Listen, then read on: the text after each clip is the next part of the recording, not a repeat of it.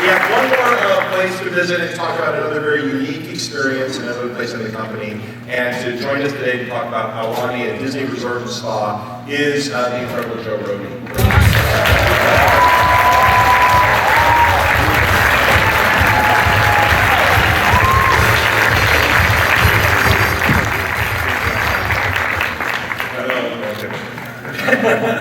Joe, thank you so much for being here today. It's great to see you again. My pleasure. I don't have like a big shoulder.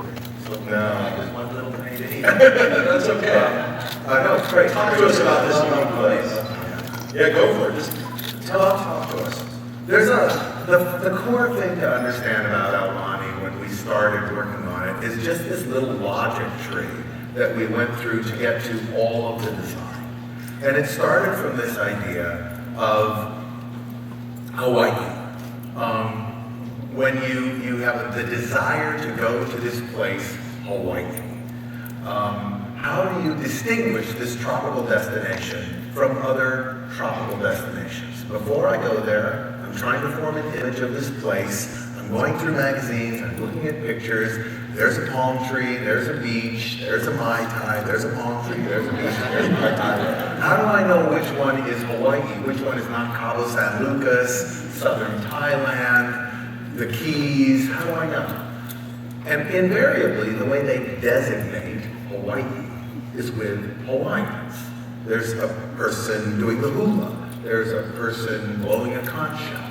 So if Hawaiians are used to designate that Hawaii is Hawaii, then that means what makes Hawaii Hawaii is Hawaiians. I mean, after all, it's called Hawaii. It's not called, the Eastern Philippines.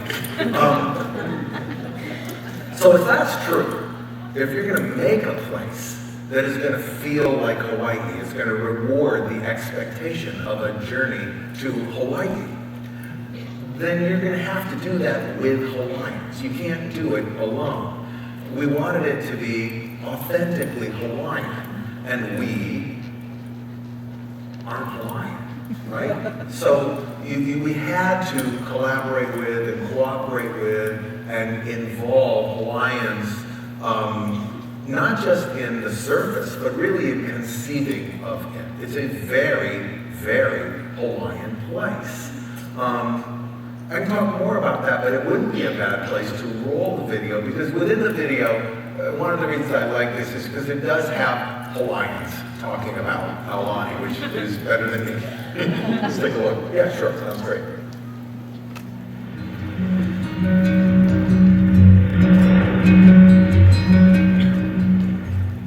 One of the things I thought was really great about Aulani was the way they were going to honor the story of Hawaii. This is so different from any other resort that's been brought to Hawaii because of that.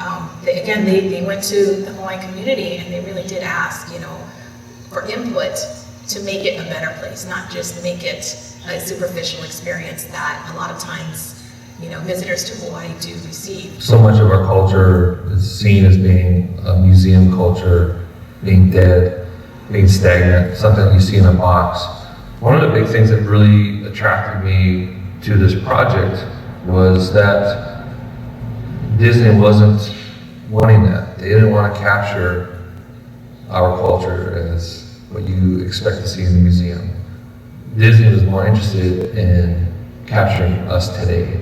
You're going to have a glimpse through the native Hawaiian person's eye of the epic story of Hawaii. What we see our history as. And it's so different than the commercial kitschy Hawaii that we're all used to. If we stick to the customs and traditions of these people, you will find that our journey will be just as enlightening, and that journey itself will be the thing that all visitors will hope to take when they go to a destination and when they leave that destination. Why did we choose this place? Wahimana, that sacred place. You create that sacred place. Those people with you will help you see that sacred place. What we do is to fill the glamour of that sacred place. That's what I think our to make you rejoice in all of the things that we know to be good and we know to be true. Hawaii is home. Hawaii is the past, it's the present, it's the sea, it's the land, it's the dirt, it's the rocks, it's the air that we have, it's the mana that's in all of these places, it's how we are with each other, whether it's family or if it's extended family. And then bigger than that is the people that come to our islands to see, to visit, to rest, to rejuvenate, to play.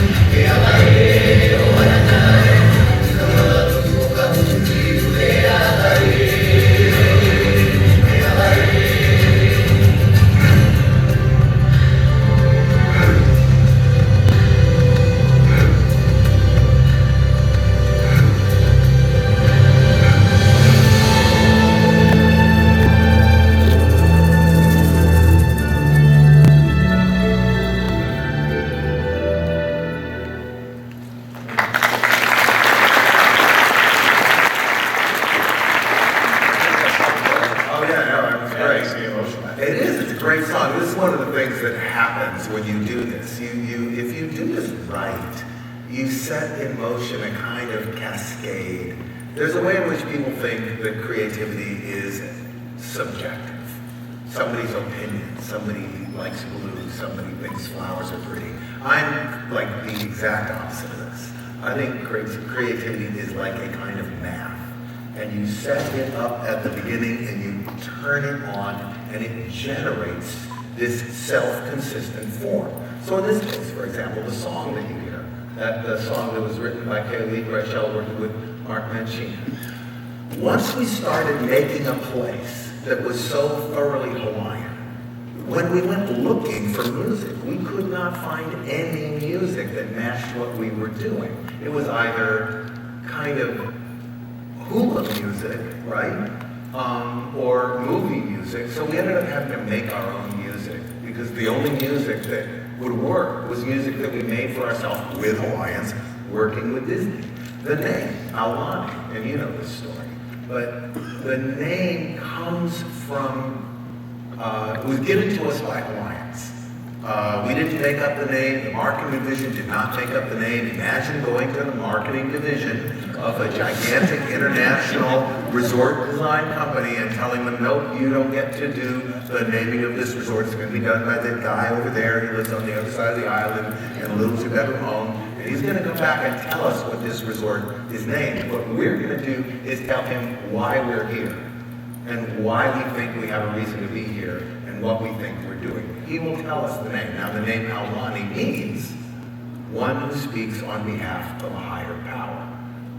And anyone who works at Aulani is, in a sense, an Aulani. They're representing Hawaiian culture. Aulani represents Hawaiian culture. If you go to Aulani and pick up a single detail that is real about Hawaiian culture and walk away and tell somebody else, you are an Aulani. So it kind of works like that. And it is, of course, you saw it's really peculiar because it has everything that any resort has. Well, and that's what I wanted to talk about. So when you think about those things, and as we think about the family, which has been a bit of a theme, how did that influence, when you get into the design of the place? So it has to have all the stuff. It has to have all that stuff, right? It has to, we knew families are coming, right? We know they're bringing children. We know that children have to feel welcome.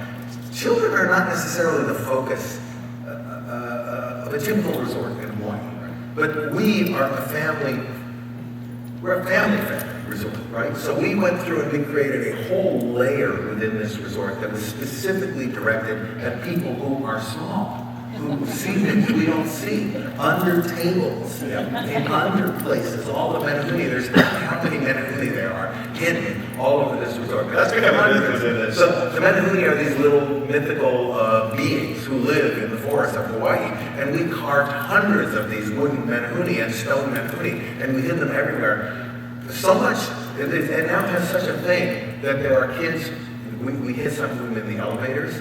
The kids won't ride any elevator that doesn't have a So you're paying attention. This is kind of a very Hawaiian thing, this notion of hospitality, of really making your place welcome for visitors, right? Going way out of your way to make sure that your place is a welcoming place. So there's that, right? There's all the necessary things. There's pools and pools and pools, and the pools are fantastic. Of course, we have nice restaurants, family restaurants, all of that stuff, but in a way, all that stuff is going to be there almost no matter what. It's the layer of storytelling, detail, and attention to this Hawaiian thing that, because of that, there's like a whole bunch of Hawaiians who work there because they would like to work there because it shows respect and dignity and information and an honor to their culture. So there's a lot of Hawaiians working there. So what makes Hawaii Hawaii is Hawaii. Hawaiians. A trip to Hawaii is therefore a trip to Hawaiians. You go to Aulani. The first time you turn around and ask anybody anything, like, gee, how come that chair has that funny little detail in it? What is that picture over there about? How come the lamps are shaped like that? What is this print on the drapes in my room? How come the carpet looks like that? Why is that chair shaped that way? How come they're playing that music? You turn and ask somebody, guess what they are? Hawaiian. They're Hawaiian. That's right. So now you have a conversation with a Hawaiian person. And if you're a DVC member, you have a lot of conversations with a Hawaiian person. And your trip to Hawaii has become something real. Yeah. You know, you said something yesterday I wanted to touch on before we're out of our time here today. You know, you said something talking about Avatar yesterday, which was such an incredible presentation with James Cameron. One of the things that really struck me about what you said was the unique opportunity that you have in Imagineering when you're creating a space that people are going to experience, not just as an attraction for 3 or 4 seconds as they pass it, but for hours, days, or in the case of where it is a vacation club members, weeks. Can you talk about how that influenced some of the So I totally believe in this thing about detail. Detail's very important, but it's very important to do properly. So proper detail is all nested detail. All the details feed into each other, right? So each detail is a hook to another detail. So A, you need this detail to make the place hold together. So it all means something. It all makes sense. And the details support each other. You also need detail because we build these places to last 50 years. We're not tearing it down. It costs a lot of money to build. We're going to keep it, right? So that means people are going to come back to it again and again and again. And it is impossible to predict across the course of a human life, and it is impossible to predict across the social development of a society which details are going to be the important ones in 40 years.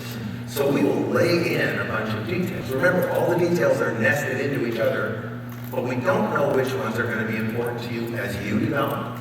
Personally, if you're a 6-year-old, then you're a 13-year-old, then you're a 25-year-old, then you have kids of your own. Different details are going to come forward out of the composition. So you're able, as an individual, to find the details that are meaningful to you and to build your own sense of why you're there and what it all means to you, because there's enough detail to do that. Whereas if you do it the other way, I would say the sort of market-driven way.